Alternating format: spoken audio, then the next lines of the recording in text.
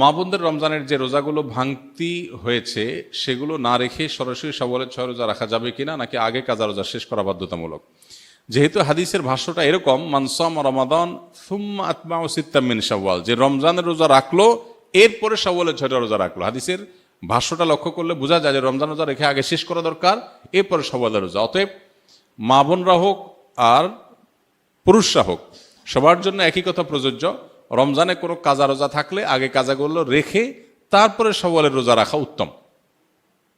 কোনো কারণে যদি রমজানের ভাঙতি রোজা রেখে শাওয়ালের 6টা রাখা সম্ভব হবে না মনে হয়, কারণ রমজানে 10টা রোজা ভাঙতি হয়েছে, আবার এদিকে শাওয়ালের 6টা 16টা রোজা, এতগুলো রোজা তার এক মাসে রাখা তার জন্য টাফ হবে যদি মনে হয়, তাহলে সেক্ষেত্রে সে শাওয়ালের 6টা রোজা রেখে কাজাগুলো পরে আদায় করলেও ইনশাআল্লাহ তার শাওয়ালের 6 রোজার ফজিলত আদায় হয়ে যাবে।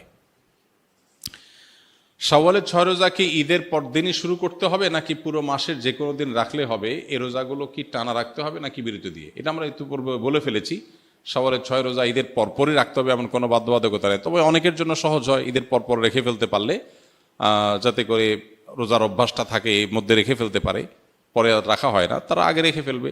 আর যার সুযোগ আছে পরে রাখার বা দরকার আছে পরে রাখা, সে পরে রাখবে, এবং ধারাবাহিকভাবে রাখুক, সপ্তাহে 2টা করে 1টা করে রাখুক, যেভাবে খুশি রেখে শাওয়ালের এই মাসের মধ্যে 30 দিনের মধ্যেই রেখে শেষ করতে হবে। আপনার জানা মতে শাওয়ালের রোজা রাখার সময় প্রচলিত কোনো ভুল আছে কি না, যা আমাদের এড়িয়ে চলা উচিত? শাওয়ালের রোজা কেন্দ্রিক খুব কমন বড় কোনো ভুল নাই, তবে ভুল ধারণা আছে কিছু। যেমন অনেকে মনে করেন শাওয়ালের 6 রোজা লাগাতার রাখতে হয়, ধারাবাহিক রাখতে হয়। যদি এই ধারণা এখন আস্তে আস্তে পরিষ্কার হয়ে গেছে আমার মনে হয়। শাওয়ালের 6টা রোজার ফজিলতটা আমরা জানি। নবী সাল্লাল্লাহু আলাইহি ওয়াসাল্লাম বলেছেন, মান সামা রমাদান সুম্মা আতবাহু সিত্তাম মিন শাওয়াল কানা কাসিয়ামিদ দাহর, যে ব্যক্তি রমজান রোজা রাখার পরে শাওয়ালের 6টা রোজা রাখবে সে ব্যক্তি সারা বছর রোজা রাখার সওয়াব পাবে। এক হাদিসে নবী আলাইহিস সালাম এটার ব্যাখ্যাও করে দিয়েছেন। বিষয়টা এইভাবে যে রমজানের 30টা রোজা সচরাচর সর্বোচ্চ 30টা রোজা হয়, এটাকে প্রত্যেক আমলকে আল্লাহ তাআলা কমপক্ষে 10 গুণ বাড়িয়ে দেন, তাতে 30কে 10 দিয়ে গুণ দিলে 300 হয়, আর শাওয়ালের 6টা রোজা রাখলে আর 6 দুগুণে 60 হয়, তাহলে 360, চান্দ্র বছর হিসাবে 360 দিন। অতএব পুরো বছর রোজা রাখা সওয়াব পেতে হলে রমজান রোজার পরে শাওয়ালের 6টা রোজা রাখতে হবে। এই রোজা রাখার ক্ষেত্রে কোনো ধারাবাহিকতার শর্ত নাই, ভেঙে ভেঙে রাখতে পারেন, ইচ্ছা মানে একসাথে রাখতে পারেন, যেভাবে খুশি রাখতে পারেন। এটা হলো একটা ভুল ধারণা সাধারণত, যে একসাথে রাখা লাগে কিনা অনেকের ধারণা হতে পারে। এর বাইরে আর তেমন কোনো মেজর ভুল দেখি না। রমজান রোজা যেভাবে রাখেন সেটাও একইভাবে আপনি রাখবেন, শাওয়াল মাসের মধ্যেই রেখে দিবেন। নববিবাহিতদের জন্য কিছু উপদেশ দিন।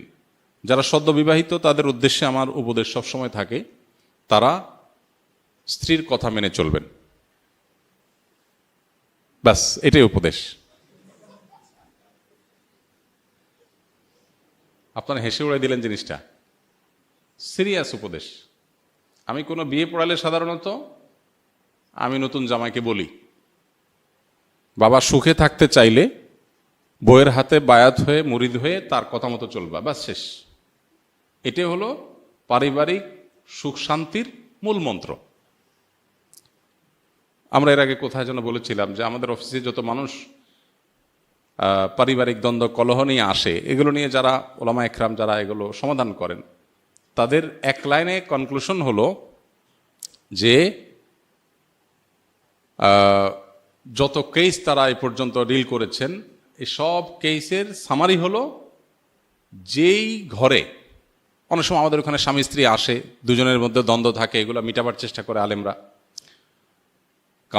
কাউন্সিলিং করার চেষ্টা করেন। তো তারা বলেন যে যত কেস আমরা ঘাঁটছি এই নিয়ে, সবগুলো কেসের সামারি অলমোস্ট একটাই, সেটা হলো যেই ঘরে স্বামী স্ত্রীর কথা মতো চলে, স্বামীর স্ত্রীর প্রত্যেকটা কথা মানে, সেখানে কোনো অশান্তি নেই।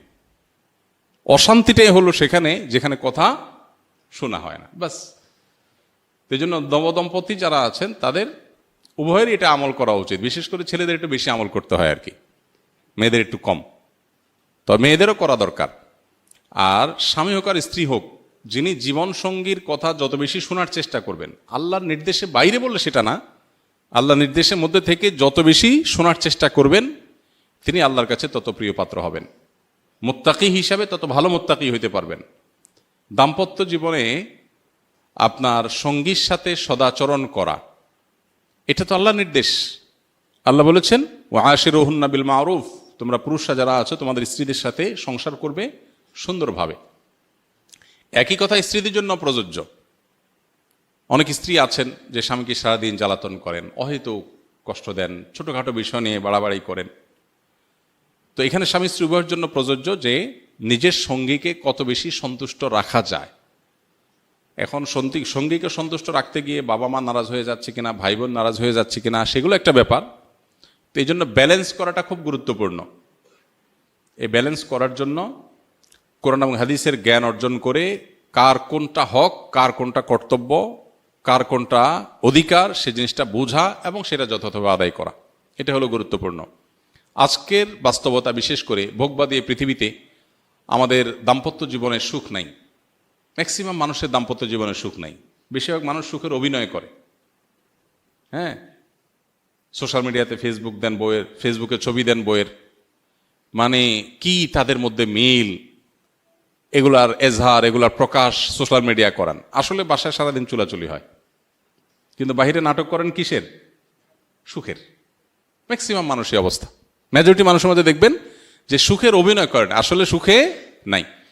সুখ পেতে হলে স্বামী স্ত্রী উভয়কে আল্লাহর কাছে পরিপূর্ণভাবে সমর্পণ করতে হবে। আত্মসমর্পণ করা ছাড়া, পরিপূর্ণ ইসলাম গ্রহণ করা ছাড়া আপনি কখনো সুখ চূড়ান্ত লেভেলে পাবেন না। সুখের বিভিন্ন সংজ্ঞা হতে পারে, বিভিন্ন সংজ্ঞার আলোকে আপনি সুখী হইতে পারেন, কিন্তু চূড়ান্তভাবে যে মানসিক ফ্রেশনেস, এটা আপনার মধ্যে তখনই আসবে যখন আল্লাহর কাছে নিজেকে সুপর্দ করবেন।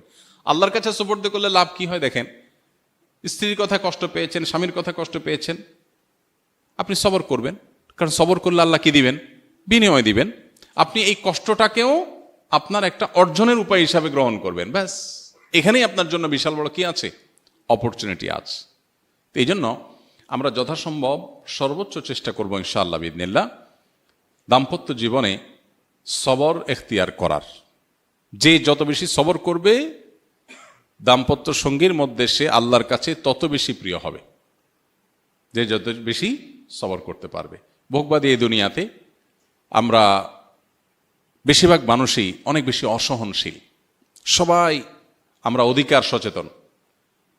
স্বামী স্ত্রী যদি কোরআন হাদিস জানে, একটু ইসলাম চর্চা করে, তাহলে তারা তাদের মতো করে অধিকার সচেতন হয়। স্বামীর বক্তব্য থাকে যে আমার নির্দেশ মেনে চলতে হবে। আমাদেরকে বিভিন্ন মানুষজন দেখা হলে বলে, হুজুর আপনার বিভিন্ন ভিডিও ক্লিপ বউ পাঠায় আমারে, মেনশন করে। তাই আমি বলি যে বউর পক্ষের ওয়াজ পাইলে আপনারে পাঠায়, আপনার পক্ষের ওয়াজ গেলে আপনি তারে পাঠান না কেন? যার করণীয় সে সেটা শুনবে, সেটা না শুনে আমরা কি করি? স্বামীর বলি, দেখছো হুজুর কি বলছে, খেয়াল রাখবা। আবার স্বামী স্ত্রীকে বলে, দেখছো ইসলামে কি বলছে, খেয়াল রাখবা।